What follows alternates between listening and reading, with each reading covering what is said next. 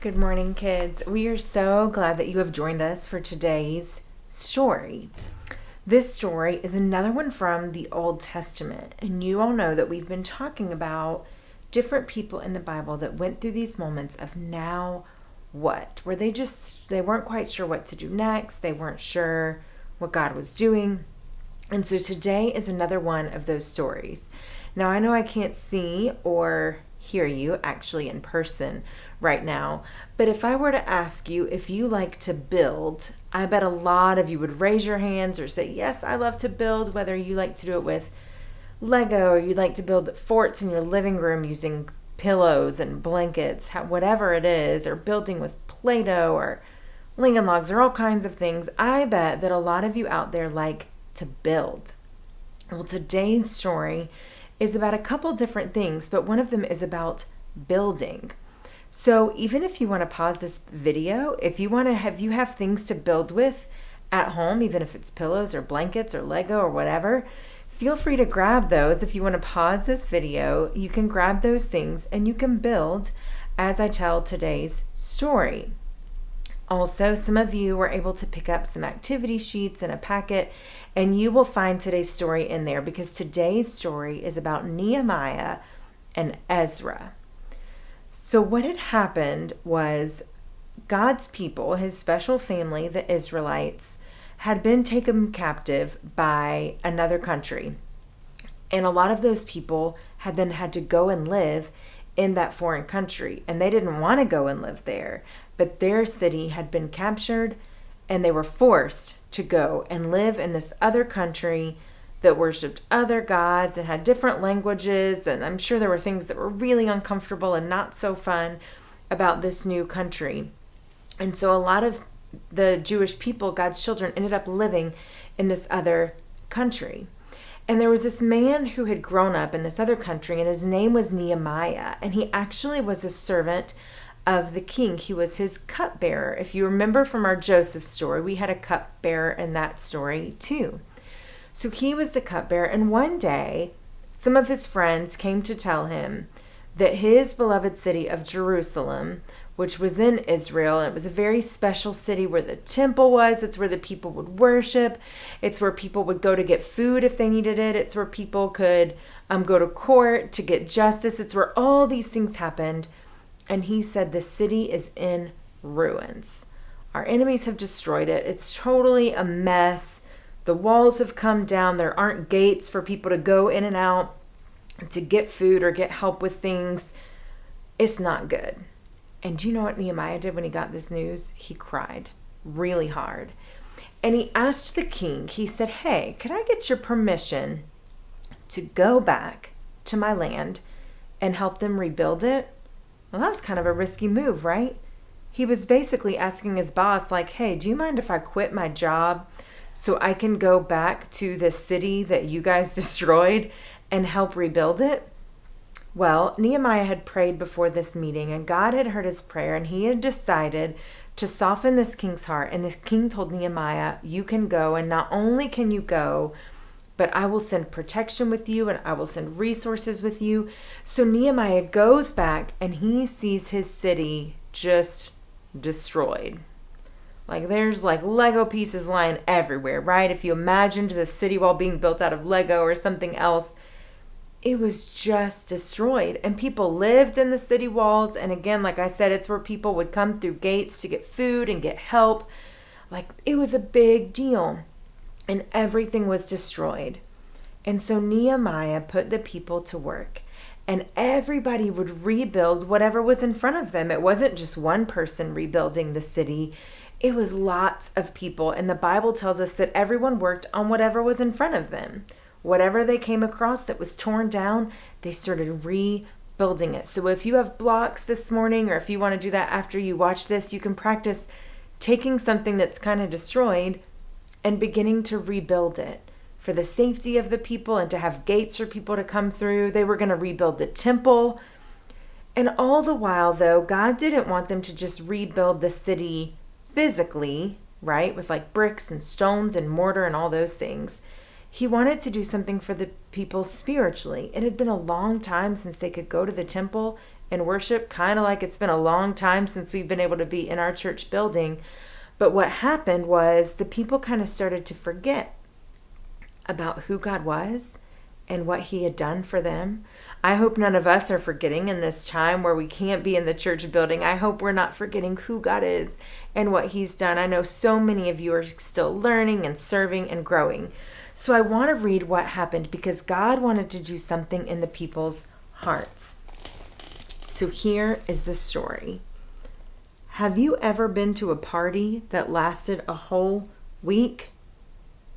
I don't think many of us have, but that would be pretty cool, right? Like to a party that lasted a whole week. That would be really cool, especially right now, because a lot of us have not been to a good party in a long time. Or how about listen to a sermon that went on all day? Now that might sound less fun to some of you. Thankfully, me and Pastor Matt and Elsie and Maria, when we preach, thankfully we don't preach all day. I think people might stop listening. Well, that is what happened to God's people after they came home from being slaves. Remember, they'd been in that other country. They had forgotten how God wanted them to live or who they were supposed to be. So Ezra and Nehemiah read them the rules God had given Moses. So they start reading all of these things. But something odd happened. The more the sermon went on, the sadder they all got. I hope that doesn't happen when we preach. Why? Was the sermon that boring? No, not really. It was strange, you see. As Ezra read the book of rules, it worked like a mirror. It showed them what they were like, and they didn't like what they saw. They saw that they'd not been living the way they should. They saw that they had been cruel and selfish. "We've blown it," they cried. "Now God will punish us." They thought they knew what God was going to do, but they didn't. Of course, they might have picked up a clue from Ezra's name, which means, "Help is here." And an even stronger one from Nehemiah's name, because his name means, "God wipes away our tears." And that, as you'll see, is just exactly what God was getting ready to do. Ezra looked at God's children. Great hot tears were welling up in their eyes and streaming down their cheeks. He stopped his sermon mid-sentence and shut the book. "We're having a party," he shouted. And so that's just what they did all week long. God wants us to be happy, Ezra said. All day they listened to stories about the wonderful things God had done for his people. How he made the world, how he gave a special promise to Abraham, how he rescued them from slavery, how he spoke to Moses and showed them how to live, how he brought them to a special land, how he rescued them, no matter what, time after time, over and over again, because of his never stopping, never giving up, unbreaking, always and forever love. They remembered how God had always, all through the years, been loving his children, keeping his promise to Abraham, taking care of them, forgiving them, even when they disobeyed, even when they ran away from him, even when they thought they didn't need him. Then God told his children something more. "I can't stop loving you. You are my heart's treasure. But I lost you, and now I'm coming back for you. I am like the sun that gently shines on you, chasing away darkness and fear and death. You'll be so happy. You'll be like little calves running free in an open field. I am going to send my messenger, the promised one, the one you've been waiting for, the rescuer. He is coming, so get ready." It had taken centuries for God's people to be ready, but now the time had almost come for the best part of God's plan. God himself was going to come, not to punish his people, but to rescue them. God was getting ready to wipe away every tear from every eye, and the true party was just about to begin. Now, the people in the story that we read from the Jesus Storybook Bible today, they were sad because they realized that they'd kind of forgotten a lot of things about God, about their story with him, about how good he was. And they kind of realized that they hadn't been living the way that they should. And I don't know if you've ever felt that way, but sometimes that can feel really sad and frustrating when we feel like we messed up and there's no way to fix it. But the good news that we learn from this story is that just like God was going to rebuild the city, and he was going to take it from a place where it was just destroyed and rebuild it into this beautiful place where they could worship and gather and get food and get their needs met and all of these different things, that God wanted to do that in their hearts too.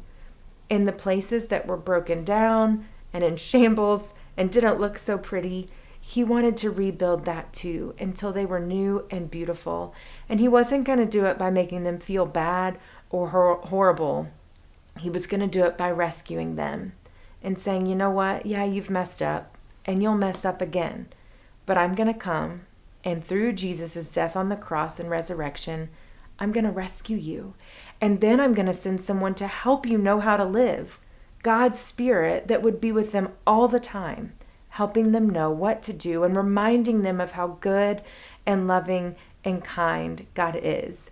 And so as you build something today, whatever that is, with whatever materials you have lying around that you can stack on top of each other and pretend like you're building a city again, let it be a reminder that God is also building our hearts.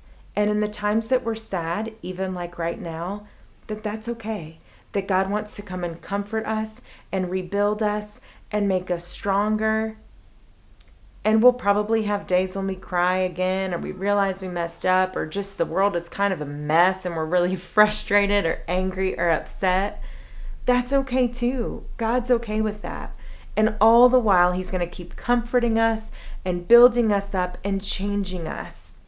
And so as you build today, just remember that that is what God is doing in your life, even right now, that he is building you up into a beautiful person, that he has lots of beautiful things in store for you all throughout your future.